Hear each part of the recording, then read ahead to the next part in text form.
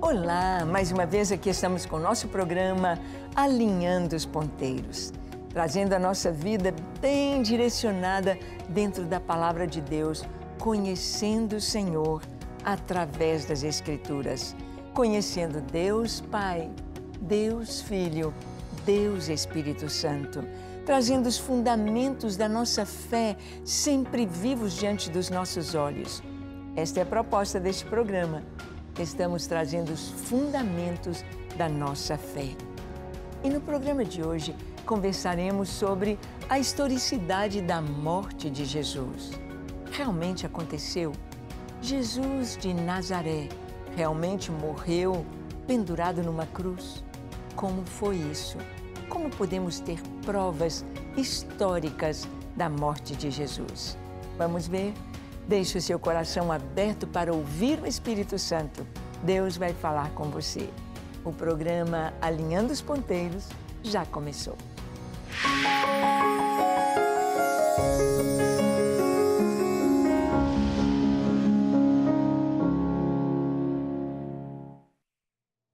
Muito bem, nós sabemos que a Palavra de Deus nos conta histórias. Nós sabemos que a nossa vida ela é contada através da nossa história. Como nascemos, como crescemos, como vivemos, as escolhas que fizemos. Então, a história é o registro dos fatos. A história ela é comprovada. Em cada época há um cenário local, um cenário mundial. E nós vamos ver que a Escritura nos mostra Jesus dentro da história de uma maneira completa e maravilhosa. Jesus viveu em um tempo em que Roma dominava sobre o mundo. O Império Romano ali estava.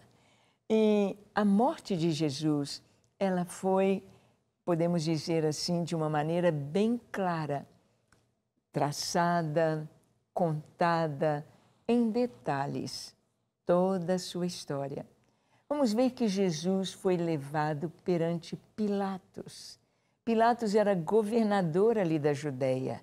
Pilatos era romano, representante do Império Romano.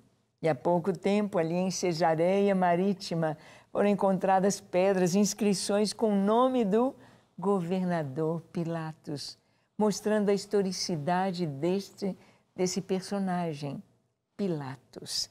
Olha o que está escrito. Vamos ver primeiro, antes de ler na Bíblia, vamos citar aqui de novo um trechinho do nosso credo apostólico. Diz: creio em Jesus Cristo, seu Filho unigênito, nosso Senhor, o qual foi concebido pelo Espírito Santo, nasceu da Virgem Maria, padeceu sob o poder de Pôncio Pilatos, foi crucificado, morto e sepultado. Nós vamos ver que Jesus foi levado perante Pilatos, de acordo com o texto que está em Mateus 27, 1 e 2. Lemos assim: ao romper o dia, todos os principais sacerdotes e os anciãos do povo entraram em conselho contra Jesus para o matarem. E amarrando-o, levaram-no e o entregaram ao governador Pilatos. O entregaram ao governador Pilatos. Aqui nós vamos ver que realmente isso aconteceu. Nós vamos ver que aqui está tão claro que Jesus foi levado diante de Pilatos. Levado para quê? Para ser crucificado. Jesus foi condenado por Israel, condenado pelos principais dos judeus, entregue ao governo romano para morte. Jesus deu a sua vida por nós ali, ele foi levado perante Pilatos. A história nos diz isso, a história confirma a verdade desses fatos. A romper o dia, todos os principais sacerdotes e os anciãos do povo entraram em conselho contra Jesus para o matarem. Eles tiveram primeiro um conselho, tiveram primeiro o Sinédrio reunido ali na casa de Caifás. Condenaram Jesus, mas não podiam matá-lo. Então o enviaram a Pilatos, amarrado. Nós vamos ver que Jesus não se defendeu diante de Pilatos. Estamos falando de Pilatos porque está lá na nossa confissão de fé. Padeceu sob o poder de Pôncio Pilatos. Então vamos ver toda a historicidade dos fatos aqui em relação a Pilatos. Olha o que está escrito em Mateus 27, de 11 a 14. Diz assim: Jesus estava em pé ante o governador e este o interrogou, dizendo: És tu o rei dos judeus? Respondeu-lhe Jesus: Tu o dizes. E sendo acusado pelos principais sacerdotes e pelos anciãos, nada respondeu. Então lhe perguntou Pilatos: Não ouves quantas acusações te fazem? Jesus não respondeu nenhuma palavra, vindo com isto admirar-se grandemente o governador. Bem, para qualquer pessoa que era condenada, a sua esperança era poder se defender. Era poder dizer: não, eu sou inocente. Eu não fiz isso que vocês estão me acusando. Jesus, ele não tinha nada na sua ficha como homem, como judeu, como súdito do Império Romano que o desabonasse. Jesus não tinha falha. Jesus não tinha erro. Jesus não tinha pecado. Ele mesmo pôde dizer às pessoas da sua época: quem de vocês me convence de pecado? Aponta um. Não tinha. A vida de Jesus era absolutamente reta. Quando vieram a Jesus tentando o Senhor, tentando pegá-lo em alguma palavra, disseram: é lícito pagar tributo a César ou não? Era uma pergunta muito difícil. Eles prepararam uma armadilha para Jesus. Se ele respondesse: sim, é lícito pagar tributo a César, os judeus ali estavam para tirar pedras nele, porque o Império Romano havia se apossado de Israel, dominava Israel injustamente. Se Jesus dissesse: não, não deve pagar imposto, então ali estavam os romanos para prendê-lo como rebelde, o que ele responderia? Ele pede uma moeda: me dê uma moeda de pagar o imposto. E lhe deram um denário, lhe deram a moeda. E ele disse: de quem é esta efígie cunhada aqui? Quem é esse rosto que está cunhado nesta moeda? É de César. Ele disse: dai, pois, a César o que é de César e a Deus o que é de Deus. Ah, Jesus não tinha nada que o desabonasse. Ele não tinha nenhuma palavra de rebelião contra Roma. Ele não tinha nenhuma palavra de rebelião contra o templo. Ele não tinha nada na sua vida que pudesse ser uma mancha, um erro. Quando os principais dos judeus acusavam de Jesus de não guardar o sábado, porque seus discípulos colhiam espigas no dia do sábado e comiam, porque ele curava no sábado, ele disse: vocês, se tiver uma ovelha caída num buraco no dia de sábado, vocês não tiram a ovelha do buraco? E vou deixar as pessoas subjugadas pelo poder de Satanás com enfermidades sem ajudá-las? Por ser sábado? Não. Olha, o sábado foi feito por causa do homem e não o homem por causa do sábado. Jesus era totalmente sábio, limpo, puro. Não havia nada de ser acusado. E agora Jesus tinha a chance de se defender diante de Pilatos, de dizer: não, ninguém pode me acusar de pecado. Não, ninguém pode apontar uma falha em mim. Jesus guardou silêncio. Jesus não se defendeu, porque ali ele não estava em seu próprio nome. Não era Jesus que estaria morrendo, era toda a humanidade. Eu e você estávamos em Cristo passando por toda aquela condenação, o Senhor passou em nosso lugar. Ele morreu em nosso lugar. Ele levou as nossas culpas. Vamos ver aqui, dentro da história contada, o julgamento de Jesus diante de Pilatos.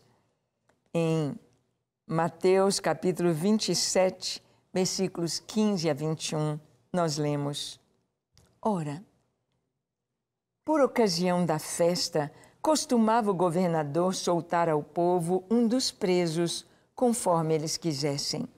Naquela ocasião, tinham eles um preso muito conhecido, chamado Barrabás. Estando, pois, o povo reunido, perguntou-lhes Pilatos: A quem quereis que eu vos solte? A Barrabás ou a Jesus, chamado Cristo? Porque sabia que por inveja o tinham entregado. E estando ele no tribunal, sua mulher mandou dizer-lhe: Não te envolvas com este justo, porque hoje em sonho muito sofri por seu respeito.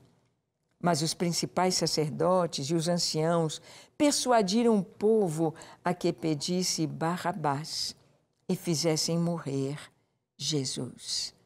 De novo perguntou-lhes o governador: Qual dos dois quereis que eu vos solte? Responderam eles: Barrabás. Este foi o julgamento. O julgamento de Jesus diante de Pilatos. Pilatos não tinha nada para acusar Jesus. Pilatos não via nenhum erro, nenhuma falha. Ele não via nada em Jesus digno de morte. Então, ele teve uma ideia. Eu vou pegar o cara mais mau, a pessoa um pior malfeitor de todos os que estão presos hoje aqui.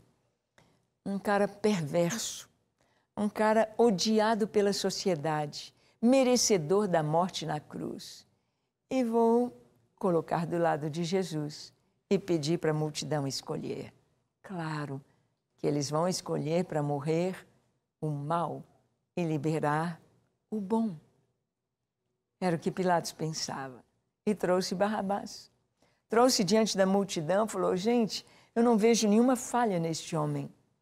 Ele não é digno de morte. Roma não o condenará, mas aqui está. Na Páscoa nós soltamos para vocês um prisioneiro. Qual vocês querem que eu solte? Barrabás ou Jesus, chamado Cristo? Barrabás, malfeitor, ladrão, perverso, homem reconhecidamente mau, ímpio, ou Jesus, aquele que abriu os olhos aos cegos, aquele que curou os leprosos, aquele que ressuscitou mortos, aquele que ensinou a fazer o bem, ensinou o perdão. A quem vocês querem que eu solte? E a multidão, incitada pelos judeus, incitada pelos líderes do Sinédrio, pelos juízes de Israel, porque Pilatos percebeu que Jesus foi entregue por inveja. Tinha inveja podemos dizer assim, de como Jesus era bem aceito por todo o povo. Da fama de Jesus, do nome de Jesus. Mas a multidão gritou: queremos Barrabás. Queremos Barrabás. Sempre na nossa vida nós estaremos diante de escolhas, ou Deus ou o mal, ou Jesus ou Barrabás, ou a santidade ou o pecado. A quem vamos escolher? O que nós vamos querer? A quem vamos seguir? A quem vamos liberar para dominar as nossas vidas? A multidão gritou: solte Barrabás. E ele diz: e o que farei de Jesus chamado Cristo? O que farei de Jesus chamado o Cristo? Eles gritaram: crucificam, crucificam. Não queremos que ele reine sobre nós. Nós temos um rei que é César. Não queremos Jesus. Em todo tempo nós teremos de escolher Jesus ou não? Quem vai reinar sobre nossas vidas? Quem vai dominar sobre nossas emoções? Quem vai nos trazer segurança e paz? Quem vai estar conosco nos momentos difíceis? Quem vai compartilhar de nossas alegrias ou nos dará proteção nos momentos de insegurança? A quem vamos entregar nossa vida? Quem será o nosso rei? Não tem jeito de ficar sem dar uma resposta. Não tem jeito de dizer, não, eu me abstenho, eu estou em cima do muro. Não, você tem de escolher. Nós temos de escolher. Ou Jesus, ou se não é Jesus, você já sabe, Satanás. A pessoa que não está com Jesus está com o inimigo. Não tem outra chance. Não existe outra opção. Ah, mas e as outras religiões? E os outros povos? E os outros deuses? E os outros ídolos? Os deuses dos homens não passam de coisas vãs, como diz a Escritura. Os deuses dos homens são ídolos que não passam de demônios. Os deuses dos homens, o único e verdadeiro Deus é o Senhor. Deus Pai, Deus Filho, Deus Espírito Santo. Jesus é o Filho de Deus. E ali nós podemos ver que houve um julgamento histórico, registrado. Vamos continuar vendo que Pilatos manda crucificar Jesus. Em Mateus 27, 22 a 26, nós lemos assim: replicou-lhes Pilatos: que farei então de Jesus chamado Cristo? Seja crucificado, responderam todos. Que mal fez ele? Perguntou Pilatos. Porém, cada vez clamavam mais: seja crucificado.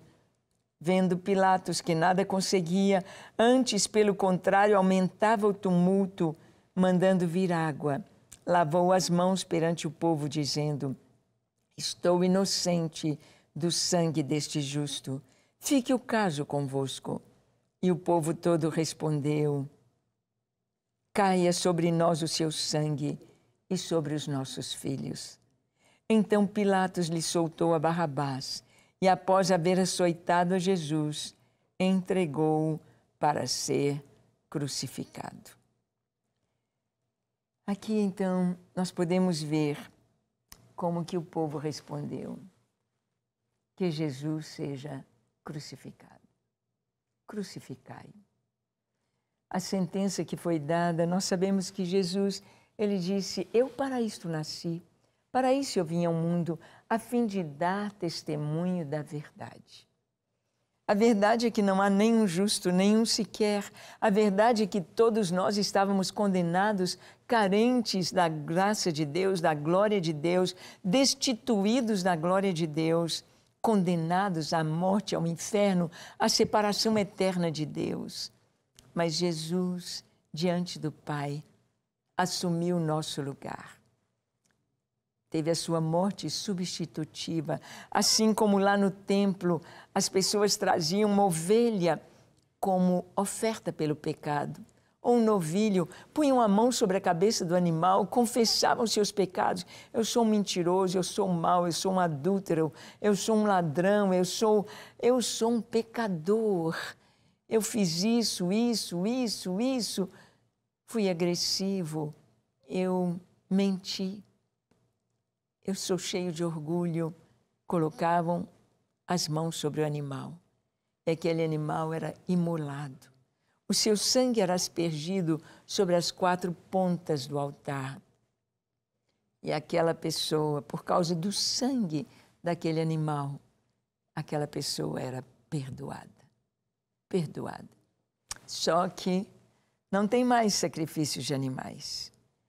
No templo de Israel não tem mais sacrifícios de animais, porque o Cordeiro de Deus já deu a sua vida por todos. Mas Israel disse: caia sobre nós o seu sangue e sobre os nossos filhos. É muito duro isso, porque Israel sofreu tanto e ainda tem sofrido por dizer: somos culpados da sua morte. Somos culpados. como Israel já sofreu por isso. E o texto nos diz, do verso 27 ao 31, a morte de Jesus como foi. Ele foi morto, padeceu sob Pôncio Pilatos e foi morto. Mateus 27, 27 a 31 diz, logo a seguir, os soldados do governador, levando Jesus para o pretório, reuniram em torno dele toda a corte. Despojando-o das vestes, cobriram-no com um manto escarlate. Tecendo uma coroa de espinhos, puseram-lhe na cabeça, e na mão direita um caniço, e ajoelhando-se diante dele o escarneciam, dizendo, salve, rei dos judeus! E cuspindo nele, tomaram o caniço e davam-lhe com ele na cabeça. Depois de o terem escarnecido, despiram-lhe o manto e o vestiram com as suas próprias vestes. Em seguida, o levaram para ser crucificado. Ali estava a corte romana, os soldados romanos debochando. Estive em Israel e ali no pretório, ali naquele lugar onde Pilatos diz, eis o homem. Ali no chão havia alguns desenhos de como se fossem tabuleiros de jogos, onde os soldados jogavam, faziam seus jogos, suas apostas. E eles dizem que às vezes faziam apostas, escolhiam um dos prisioneiros como rei. E Jesus, eles o trataram como rei. Puseram uma coroa de espinhos na sua cabeça. Puseram um manto escarlate, um manto aparatoso, um manto real em Jesus. Deram um caniço para ele como cetro. E se ajoelhavam diante dele dizendo, salve, rei dos judeus. Eles não sabiam que estavam fazendo um ato profético.